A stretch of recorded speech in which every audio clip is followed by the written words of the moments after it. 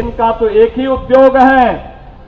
इन्होंने ओखला में और दिल्ली के अंदर हर महत्वपूर्ण स्थलों पर इन्होंने बांग्लादेशी घुसपैठियों को बसाने का काम किया। जामिया मिलिया और उसके आसपास के क्षेत्रों में उत्तर प्रदेश सरकार की सिंचाई विभाग की जमीन पर भी इन्होंने,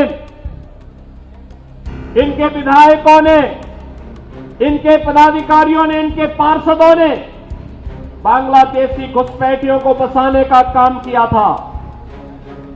मैंने 2-3 बार बातचीत करने का प्रयास किया कि भाई उत्तर प्रदेश सरकार की जमीन पे मत बसाओ, लेकिन जब इन्होंने जबरदस्ती किया तो मुझे उत्तर प्रदेश से बुलडोजर भेजना पड़ा था उनको हटाने के लिए। पसंद करें।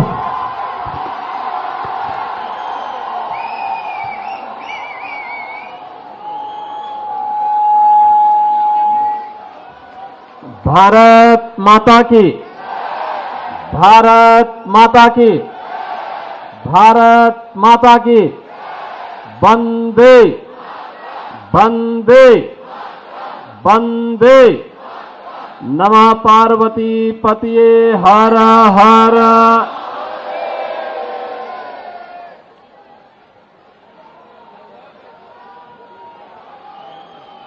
लोकप्रिय सांसद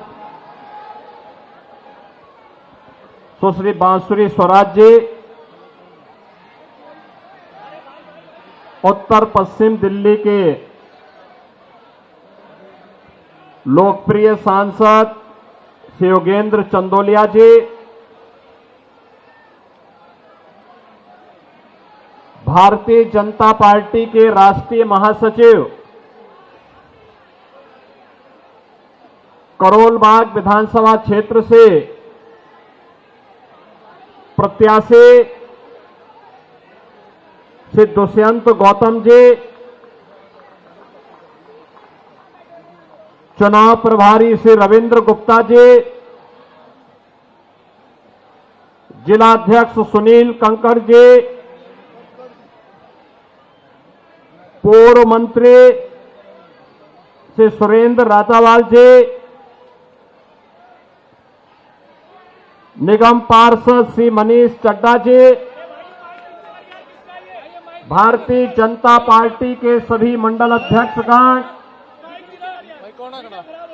भारी संख्या में करोल बाग विधानसभा क्षेत्र से अपना आशीर्वाद प्रदान करने के लिए उपस्थित मेरे सभी बहनों और भाइयों, मैं कल सायकाल ही प्रयागराज की धरती से लखनऊ पहुंचा हूं। इस सदी का महाकुंभ इस समय प्रयागराज में चल रहा है। मां गंगा, यमुना और मां सरस्वती के पावन त्रिवेणी के संगम पर पिछले 10 दिनों के अंदर लगभग 10 करोड़ श्रद्धालुओं ने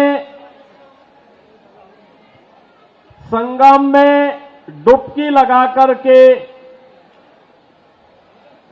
वहां पर पुण्य के भागीदार बने हैं। बहनों और भाइयों, अगले 35 दिनों तक यह सिलसिला चलेगा और इन 35 दिनों, कुल 45 दिनों में प्रयागराज की धरती पर 45 करोड़ श्रद्धालु आकर के पुण्य का भागीदार बनेगा। ये डबल इंजन सरकार, भारतीय जनता पार्टी की डबल इंजन सरकार आस्था को सम्मान देकर के अर्थव्यवस्था का उन्नयन करने का कार्य कर रही है। ये केवल भारतीय जनता पार्टी कर सकती है। आस्था का भी सम्मान है और अर्थव्यवस्था को उसके माध्यम से एक नई गति देने का भी वहां माध्यम बना हुआ है। उत्तर प्रदेश सरकार और केंद्र सरकार ने मिलकर के महाकुंभ के महाआयोजन में 7,500 करोड़ रुपए खर्च किए। लेकिन इससे उत्तर प्रदेश की अर्थव्यवस्था में 2 लाख करोड़ रुपए से अधिक की वृद्धि होने वाली है। लाखों नौजवानों के लिए नए रोजगार का सृजन होने वाला है। उत्तर प्रदेश के बारे में जनता की धारणा को बदलने वाला है और उत्तर प्रदेश में पर्यटन के एक नए सर्किट के रूप में प्रयागराज, अयोध्या और काशी का दर्शन देश और दुनिया को करने का अवसर प्राप्त हो रहा है। बहनों और भाइयों, अनुमान करिए आज से 10 वर्ष पहले उत्तर प्रदेश के बारे में लोगों की क्या धारणा बन चुकी थी। आज से 7-8 वर्ष पहले उत्तर प्रदेश के बारे में लोग क्या सोचते थे। लेकिन डबल इंजन की सरकार आई और उस सरकार ने वहां पर उत्तर प्रदेश को उसकी पुरातन पहचान दिलाने का कार्य कराया। आज उत्तर प्रदेश में क्या नहीं है, आज वहां पर इंफ्रास्ट्रक्चर के बड़े बड़े कार्य हैं। देश के सबसे ज्यादा एक्सप्रेसवे हैं, हाईवे है, रेलवे का सबसे बड़ा नेटवर्क है, सबसे ज्यादा सिटी में मेट्रो का संचालन हो रहा है और वहां के स्वच्छता को अगर आप तुलना करेंगे तो आपको आज नजर आएगा। ज्यादा दूर मत जाइए, दिल्ली से लगे हुए उत्तर प्रदेश के महानगरों को देख लीजिए और दिल्ली के अंदर आम आदमी के कारनामों को आप तुलना कर लीजिए तो आपको अंतर स्पष्ट नजर आ जाएगा। और मैं इसीलिए आपसे कहने के लिए आया हूं, दिल्ली की यात्रा आज से प्रारंभ नहीं होती। 5000 वर्षों का इतिहास है दिल्ली का। दिल्ली की 5000 वर्षों के इस इतिहास में कभी ये दिल्ली इंद्रप्रस्थ के रूप में जानी जाती थी। ये दिल्ली अपने वैभव के लिए जानी जाती थी। दिल्ली के कार्य आज से 10 वर्ष पहले तक मॉडल के रूप में देखे जाते थे। लेकिन बहनों और भाइयों, आज मुझे जब दिल्ली चुनाव प्रचार की दृष्टि से तमाम मार्गों को जाना पड़ा तो यहां पता ही नहीं लग रहा था कि सड़क है या गड्ढा है, गड्ढे में सड़क है या सड़क में गड्ढा है। और इसीलिए मुझे 1 घंटा लेट हुआ आज के कार्यक्रम में आने में। मैं भौचक था यहां पे देख करके कि राष्ट्रीय राजधानी दिल्ली की सड़कों की दुर्गति। और बहनों और भाइयों, यही नहीं,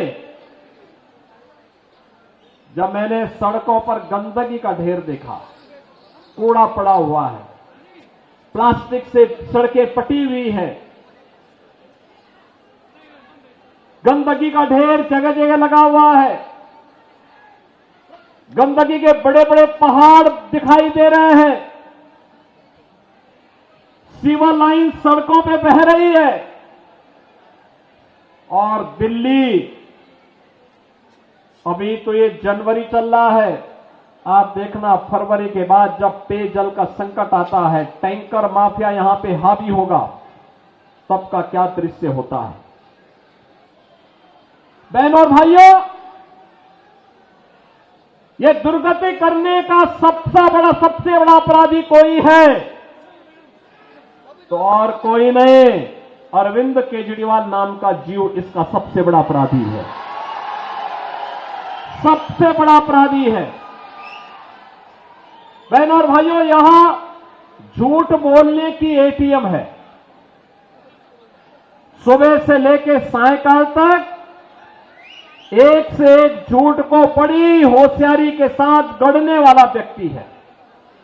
और पिछले 10 वर्षों में दिल्ली की जनता को कैसा झूठों वायदे करते करते उन्होंने दिल्ली को नरक बना दिया है और दिल्ली के आम आदमी पार्टी की सरकार के कारनामों का पाप आज उत्तर प्रदेश के मथुरा वृंदावन जैसी पावन नगरी और आगरा जैसी पर्यटन नगरी को ही भुगतना पड़ रहा है। जब यमुना जी का पानी यहीं दिल्ली में एक नाले में तब्दील हो जाती है, नमामि गंगे परियोजना के माध्यम से एक और गंगा के पानी को प्रधानमंत्री मोदी जी के विजन के कारण उनके नेतृत्व में अविरल और निर्मल उत्तर प्रदेश के अंदर बना दिया गया। उसका परिणाम है कि प्रयागराज में आप जाएंगे, कल आपने देखा होगा कि उत्तर प्रदेश सरकार का पूरा मंत्रिमंडल 54 सदस्यीय मंत्रिमंडल ने संगम में डुबकी लगाई। एक साथ आनंद की अनुभूति पूर्ण का लाभ हमने प्राप्त किया, इसलिए क्योंकि अब प्रयागराज में मां गंगा का जल बहुत शुद्ध है, त्रिवेणी में जल बहुत शुद्ध है। नमामि गंगे परियोजना का लाभ वहां लिया गया, उसे पूरी ईमानदारी के साथ लागू किया गया। लेकिन दिल्ली के अंदर यमुना की शुद्धि हो, इसके बारे में कभी कोई चिंता से अरविंद केजरीवाल ने और उनकी टीम ने नहीं किया। मैं पूछना चाहता हूं और मैं उनसे चुनौती भी देता हूं, जैसे उत्तर प्रदेश के प्रयागराज की त्रिवेणी में उत्तर प्रदेश सरकार के सभी मंत्रियों ने कल मेरे साथ डुबकी लगाई है। अरविंद जी, एक दिन आप भी अपने मंत्रियों के गिरोह को लेकर के जाइए और यमुना जी में डुबकी तो लगाइए थोड़ा।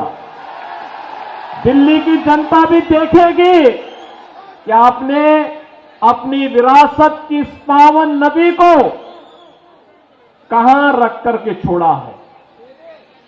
ये दिल्ली की सड़कों पर बह रहा सीवर, दिल्ली के अंदर आसन्न पेयजल का संकट, गंदगी का ये ढेर, गड्ढों में तब्दील सड़कें आम आदमी पार्टी के उन कारनामों को बताता है जिसके लिए लगातार भारतीय जनता पार्टी लगातार आवाज उठाती रही है।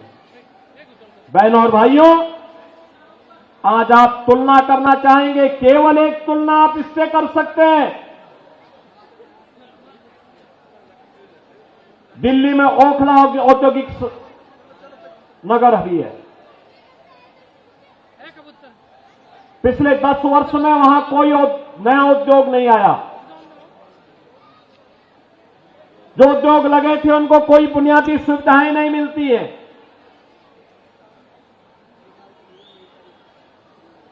और एक न्यू ओखला के रूप में, नोएडा के रूप में आप जानते हैं,